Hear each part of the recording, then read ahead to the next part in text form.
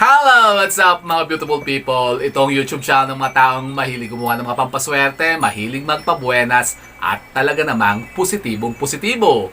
It's me, Rico Mori, and welcome back to my channel. And for today's video po ha mga beautiful people ay ito. Nako, may pag-uusapan naman po tayo isang napaka-interesting na topic na may kaugnayan pa rin naman po sa kaswertihan at kamalasan sa ating buhay. Ano yan? Kasi ngayon po ay pag-uusapan natin yung mga sinasabing mga bagay-bagay po na napakatindi pong makahikayat ng mga kamalasan kapag ito po yung lagi nating ginagawa kapag lumubog na ang araw. Naman yan. Yun na nga po ha mga beautiful people. Kaya kung gusto nyo pong malaman kung ano pong mga sinasabing mga paniniwalang ito tungkol po sa usapin na ito, ay panood nyo lamang po ang video ko ito. Siya, go mga beautiful people.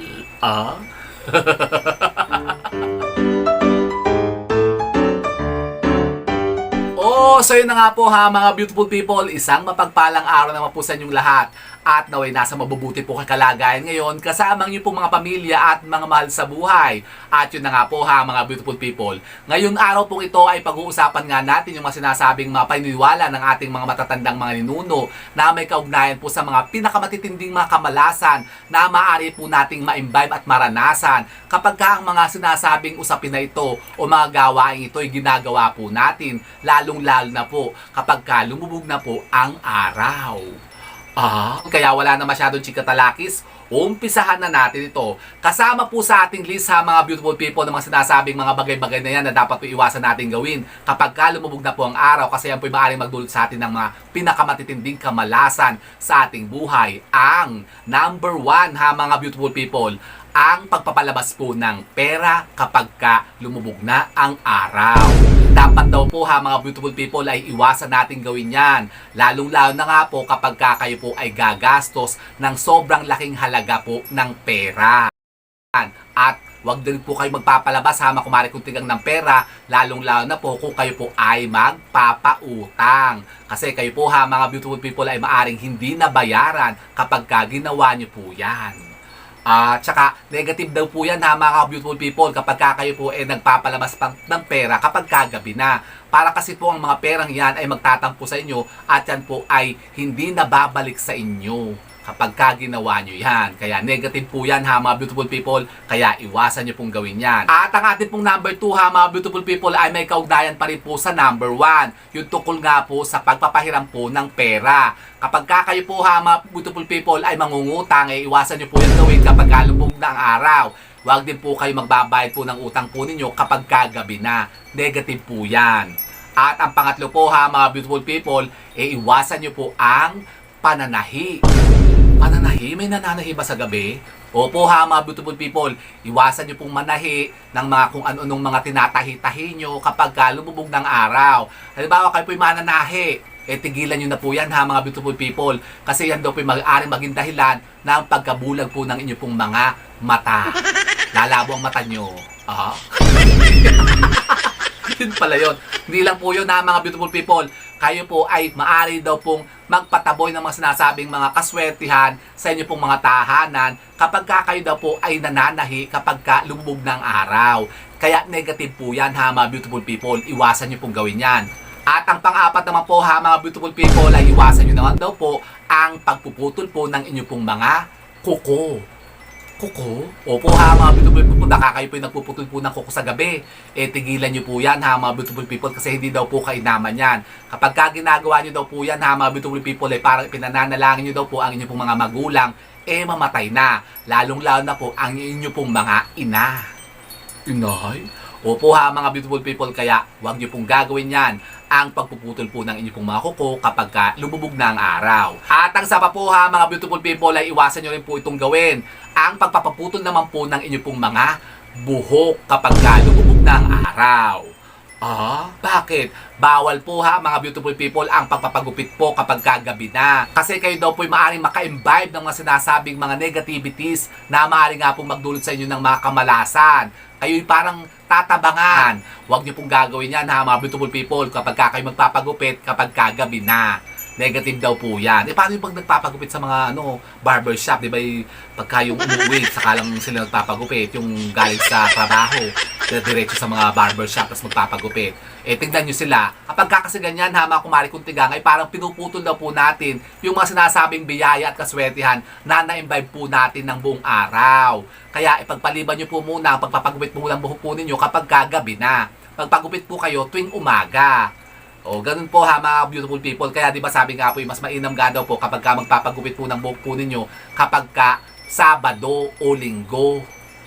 Yan, huwag kayo magpapagupit po ng buhok po ninyo kapag Biyernes. Mas mainam po pagka weekend kayo magpapagupit ng buhok po ninyo. Basta't iwasan nyo po yan mga beautiful people, ang pagpapaputol po ng buhok po ninyo kapag lumubog na po ang araw. At ang panglima naman po mga beautiful people, ay yung lagi ko sinasabi sa inyo na wag nyo pong gagawin mga beautiful people, kasi ito talagang napakamalas kapag ito po yung ginagawa po ninyo. Ano yan? Ang paglalaba po sa gabi.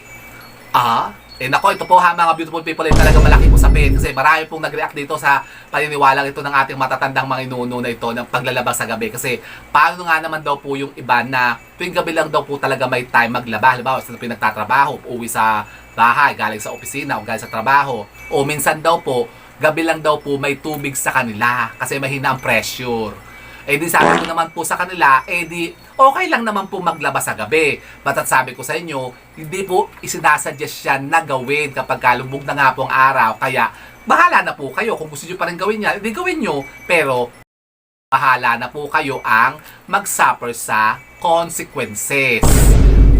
Pero kung halimbawa kayo naman po mga beautiful people, ay hindi naman po naniniwala sa mga gantong mga paniniwala at mga pamahiin na yan ng ating mga ninuno, disregard nyo na lang po, gawin nyo pa rin yan kung anong gusto nyo gawin. Maglaba pa rin po kayo sa gabi, walang kumukonta sa inyo.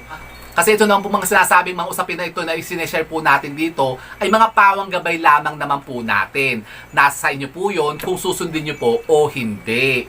Pero sabi nga po, wala naman pong mawawala kung ito naman po susundin po natin at kung ito naman po makakatulong po sa atin para maiwasan natin yung mga sinasabing mga negativities na yan na maaari nga pong sumalakay sa atin.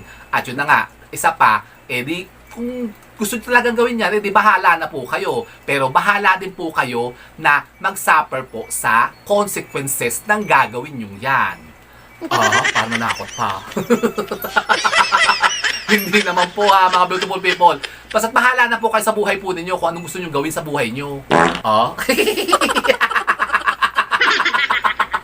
Pero ito pong number 6 mga beautiful people, talagang paniwalaan nyo po ito kasi talagang malas na malas po ito.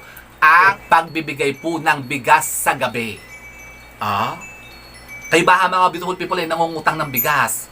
Baka kayo po nanghihiram ng bigas sa mga kapitbahay po ninyo, sa mga kamag-anak nyo, baka sa biyanan nyo, sa mga hipag-hipag nyo. Baka kayo po isang compound dyan, isang pisa lang kayo, tapos kayo medyo tinamad na mag-grocery, tapos wala na kayong bigas, tapos kayo pupunta sa kabilang bahay, sabi nyo, Nay, ate, pera nga muna ng 3 gatang dyan na bigas, kasi naubusan pala kami ng bigas, hindi ako nakapamilingi kanina.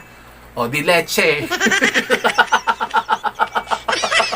At ang panghuli po mga beautiful people, yung pinaka-klasiko sa lahat na talagang ipinagbabawal ng ating mga matatandang mga inuno na talagang ito po'y proven na kapag ginawa po ninyo talagang napakamalas. Ano yan? Ang pagwawalis po sa gabi. Nako, yung talagang classic.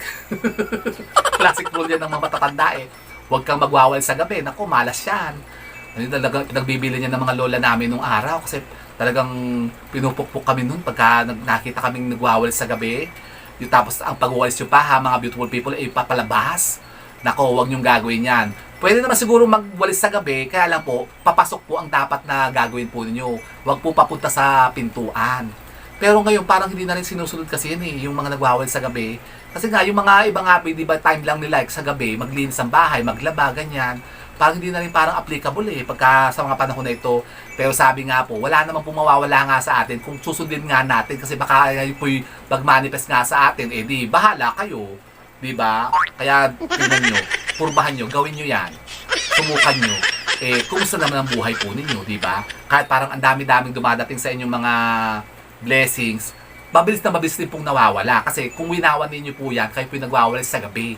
Yan, naglalaba ka sa gabi, nagpapahiram kayo ng mga asin, nagbibigay kayo ng mga bigas sa mga kapitbahay po ninyo. Negative po kasi yan ha mga beautiful people. Kaya iwasan nyo po yan. Yung mga sinasabing mga gawain na yan. Ah, ganun ba? Opo ha mga beautiful people, kaya iwasan nyo po yan. Kasi talagang yan po yung nakakahikayat ng mga pinakamatitinding mga kamalasan kapag winawan ninyo po yan. So yun po ha mga beautiful people. At kung kayo po may katanungan patungkol po din sa ating topic ngayon pwede po kayo magtanong dyan. Mag-iwan lamang po kayo ng mga question nyo dyan ha mga beautiful people sa ating comment box at kapag pinabasa natin, yan po yung sasagutin ko rin dito. O di ba ga? And so with that mga beautiful people, keep safe and God bless. Thank you for watching. And don't forget to subscribe my channel. I know you like it. And don't forget to brush your teeth. Bye mga beautiful people. Beautiful people talaga Nasaan? Nasaan yung beautiful people?